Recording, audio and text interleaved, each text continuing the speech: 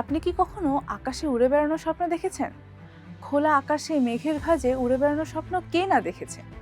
যেদিন থেকেই মানুষ দেখেছে আকাশে পাখির মুক্ত ওড়াউড়ি, সেদিন থেকেই ওরা স্বপ্ন দেখছে মানুষ। সূর্যের খুব কাছে উড়ে যাওয়া ইকারাস থেকে শুরু করে আরব্য রূপকথার ম্যাজিক কার্পেট, কিংবা গ্রিক পুরাণের উড়ন্ত ঘোড়া পেগাসাস। রূপকথা আর লোকগাথায় কল্পনার জগতে মানুষ উড়ে বেড়ানোর স্বপ্ন দেখেছে বহু আগে থেকেই। আপনি ভ্যালকিরির কথা শুনেছেন না? নর্স মিথোলজির শক্তিশালী ও অপরূপ সৌন্দর্যের অধিকারী এই নারীরা যুদ্ধক্ষেত্রের উপরে উড়ে বেড়াতো। নিহত যোদ্ধাদের আত্মাকে নিয়ে যেত ভ্যালহালায়। এই পুরাণে ভ্যালহালাকে স্বর্গ হিসেবে বিশ্বাস করা হতো। শুধু ভ্যালকিরি না, এঞ্জেলস, ডিমন্স, ড্রাগন, কার না ছিল ডানা। এই উড়ে বেড়ানোর স্বপ্ন দেখেছিলেন যুক্তরাষ্ট্রের ওহাইও অঙ্গরাজ্যে বেড়ে ওঠা দুই ভাই, উইলবার রাইট ও অরভিল রাইট, যাদের বলা হয় রাইট ব্রাদার্স বা রাইট ভ্রাতৃদ্বয়। তবে স্বপ্ন দেখে ক্ষান্ত হননি, লেগে গিয়েছিলেন স্বপ্নকে বাস্তবে রূপ দিতে। 1903 সালের 17 ডিসেম্বর ইতিহাস গড়তে চলেছেন রাইট ব্রাদার্স। বেশি কেউ জানতো না, যারা জানতো তারা আবার বিশ্বাসও করেনি। সংবাদ মাধ্যমগুলোও বলতে গেলে ঘটনাটি এড়িয়ে যায়। মানব ইতিহাসের প্রথম ইঞ্জিন চালিত উড়োজাহাজ নর্থ ক্যারোলাইনার সমুদ্র পাড়ের শহর কিটি হকে এসে যখন নামলো, তখন সেখানে হাজির ছিলেন মাত্র 5 জন। কেউ বিশ্বাসই করতে চায়নি শতাব্দীর পর শতাব্দী ধরে মানুষের উড়ে বেড়ানোর যে স্বপ্ন, এখন তা বাস্তব।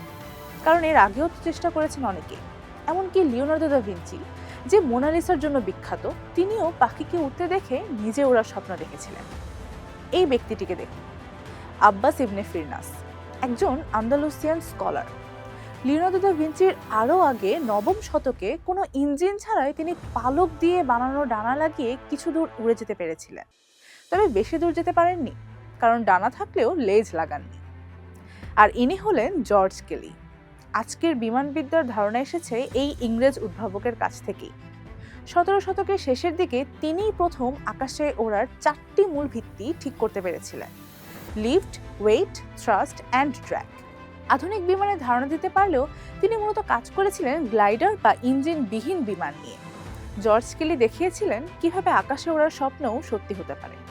তবে প্রথম ইঞ্জিন চালিত বিমান উড়িয়ে আকাশে বিমানের নিয়ন্ত্রণ শিখিয়েছিলেন উইলবার রাইট ও অরভিল রাইট। 3 অক্ষের যে নিয়ন্ত্রণ ব্যবস্থা তারা তৈরি করেছিলেন, তা আজও আধুনিক বিমানের নিয়ন্ত্রণ ব্যবস্থার মূল ভিত্তি। দুই ভাইয়ের কয়েক বছরের সাধনার ফল এই আবিষ্কার। তবে তাদের এই যাত্রার প্রেরণা জুগিয়েছিল আরেক উদ্ভাবকের মৃত্যু।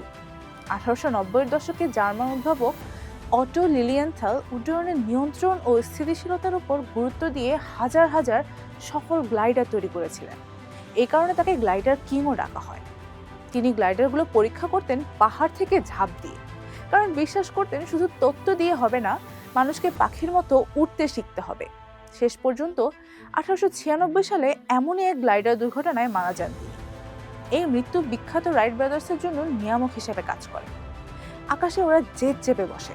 শেষ পর্যন্ত উইলবারের ধীরস্থির ও দূরদর্শী মনোভাব ও ছোট ভাই অরভিলের কৌতূহল ও তাদের বহু বছরের সাধনা থেকে এলো অসামান্য এই আবিষ্কার। 1903 সালের 17 ডিসেম্বর সফলভাবে ওড়ান প্রথম ইঞ্জিন চালিত বিমান। নাম ছিল রাইট ফ্লায়ার। সেদিন বিমানটি উড়েছিল মোট 4 বার। প্রথমবার উড়েছিল 12 সেকেন্ড, শেষবার উড়েছিল 59 সেকেন্ড। পাড়ি দিতে পেরেছিল 852 ফুট। এমন একটা ঐতিহাসিক সময় উপস্থিত ছিল হাতে গোনা কয়েকজন। বিশ্বাস করেনি অনেকে, আর অনেকে ভাবছিল কি লাভ হবে এই আবিষ্কার দিয়ে।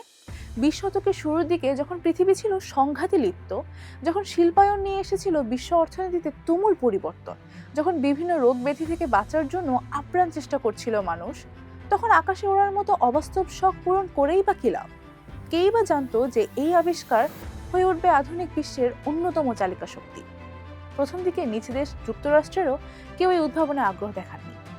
অনেক কাঠখড় পুড়িয়ে 1908 সালে তারা মার্কিন সরকারের সাথে একটি চুক্তি করতে পারে। বিমান চালনার ইতিহাসে এটাই ছিল প্রথম সামরিক চুক্তি। তবে তখনও বিশ্বের চোখে পরিচিত হতে পারছিল না দুই ভাই ও তাদের এই অকল্পনীয় উদ্ভাবন। শুধু তা না, ফরাসি পত্রিকাগুলো দুই ভাইকে ব্লাফার বা প্রতারক ডেকে ব্যঙ্গ করছিল। কিন্তু 1908 সালের 8ই অগস্ট ফ্রান্সের লামস শহরে উইলবার রাইট দেখিয়ে দেন তার উদ্ভাবনের প্রমাণ। উপস্থিত জনতাকে হতবাক করে দিয়ে শহরের পাশের একটি মাঠ থেকে বিমান উড়িয়ে দেখালেন। মুহূর্তেই সব সমালোচনা প্রশংসায় রূপ নিল। বিশ্বজুড়ে খ্যাতি পান রাইট ভ্রাতৃদ্বয়। আচ্ছা, যদি উইলবার ও অরভিল রাইট শেষ পর্যন্ত সফল না হতেন, তাহলে আজকের পৃথিবীর চেহারা কেমন হতো?